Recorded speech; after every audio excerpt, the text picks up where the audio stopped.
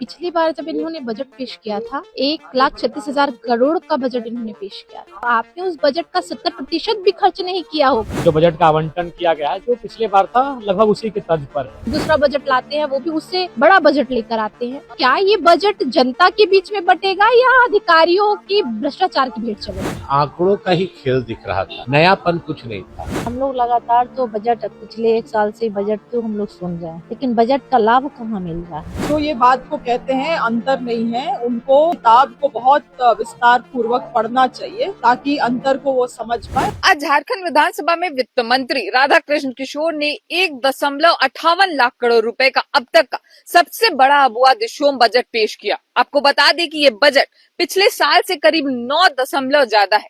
ये साफ दिख रहा है कि सरकार इस बार गांव, गरीब और सामाजिक योजनाओं पर ज्यादा ध्यान दे रही है, यानी सोशल सेक्टर और ग्रामीण अव्यवस्था को मजबूत करने की कोशिश है। पेशा कानून के तहत अब ग्राम सभाओं को ज्यादा अधिकार दिए जाएंगे। उसके बावजूद महिलाओं के लिए चल रही योजनाओं का दायरा बढ़ाया गया है ताकि उन्हें सीधा फायदा मिले।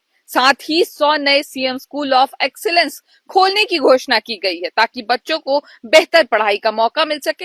हालांकि सदन में माहौल पूरी तरह आसान नहीं रहा। जानकारी के मुताबिक ड्रॉप आउट रेल, बालू घाट के आवंटन और दामोदर नदी में बढ़ते प्रदूषण को लेकर विपक्ष ने सरकार को घेरा। अब सबसे बड़ी बात ये होगी कि जो घोषणाएं की गई हैं वो जमीन पर कितनी जल्दी और सही तरीके से लागू होती है और केंद्र से मिलने वाली राशि समय पर मिल पाती है कि नहीं। कई नेता मंत्री जो है इस पर टिप्पणी दिए हैं। मीडिया के साथ बातचीत में कई तरह की बातें सामने आई है। चलिए सुनते हैं आखिर उन्होंने क्या कहा है। लेकिन मैं तो वही कह रही हूँ ना कि पिछली बार जब इन्होंने बजट पेश किया था 1,36,000 करोड़ का बजट इन्होंने पेश किया था। क्या सरकार उसको धरातल पर उतार पाई है? उसमें मुझे जो जानकारी मिली है उस हिसाब से तो आपने उस बजट का 70% भी खर्च नहीं किया होगा, या किया भी होगा तो बाकी तो रह ही गया। तो अभी तक जो है आपने वो खर्च ही नहीं किया। फिर दूसरा बजट लाते हैं वो भी उससे बड़ा बजट लेकर आते हैं। तो क्या ये बजट जनता के बीच में बटेगा या अधिकारियों की भ्रष्टाचार की भेंट चलेगा? सीएम स्व विद्यालय बनाने की घोषणा किए हैं। सीएम विद्यालय, इस पर क्या कहेंगे? देखिए, शिक्षा की स्थिति, स्वास्थ्य की स्थिति और आपके रोजगार, युवा की स्थिति आप सभी देख ही रहे हैं। अखबारों के माध्यम से हमें साफ पता चल ही जा रहा है कि क्या स्थिति है अभी राज्य में। अगर ये बजट सही में सफल है तो ये स्थिति पैदा नहीं होती। अखबारों के माध्यम से तो सभी चीजें का पोल आप ही लोग खोलते ही हैं।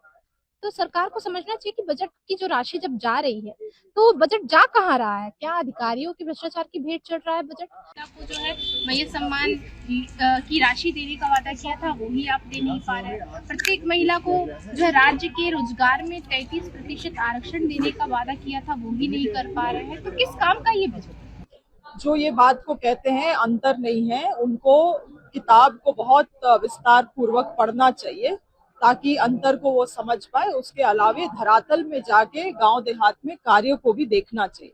मैं यही बात को कहूंगी कि आज तो 1,58,000 करोड़ रुपया का बजट झारखंड राज्य में पेश हुआ है।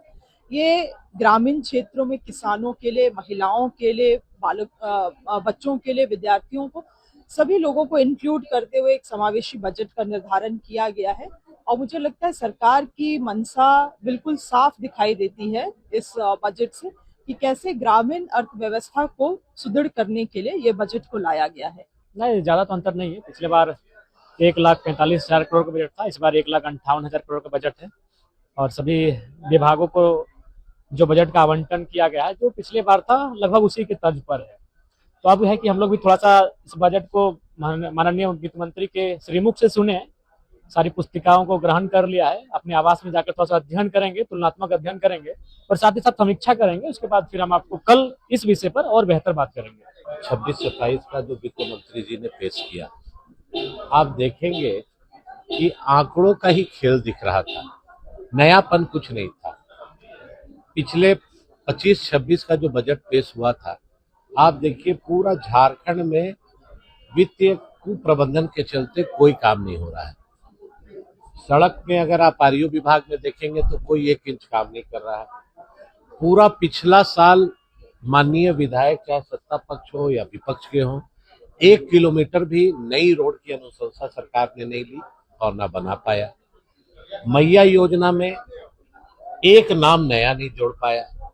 आप सोचिए कि हर महीना 70 से 80 हजार महिला 50 साल की उम्र क्रॉस कर रही है। 26 लाख महिलाओं का नाम जो काटा गया।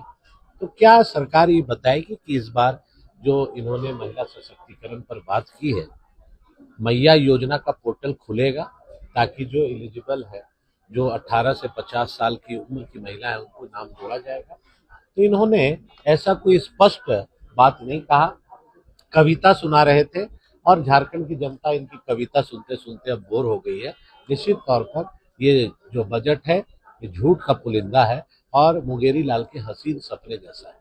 देखिए बजट हम लोग लगातार तो बजट पिछले 1 साल से बजट तो हम लोग सुन रहे हैं, लेकिन बजट का लाभ कहाँ मिल रहा है? किस मुद्दे पर हम बोले कि कोई भी बजट अगर सफल हो तो आप बता सकते हैं, हमको तो नहीं कहीं दिखाई देता है। और सभी लोग मायूस हैं, सभी लोग नाखुश है, चाहे हमारे माननीय विधायक जितने भी हमारे हैं, हमको तो लगता है कि विपक्ष में भी सारे लोग जितने भी माननीय विधायक हैं सब ना ठीक है, पार्टी में है तो लोग बोलते हैं, लेकिन सब मायूस हैं।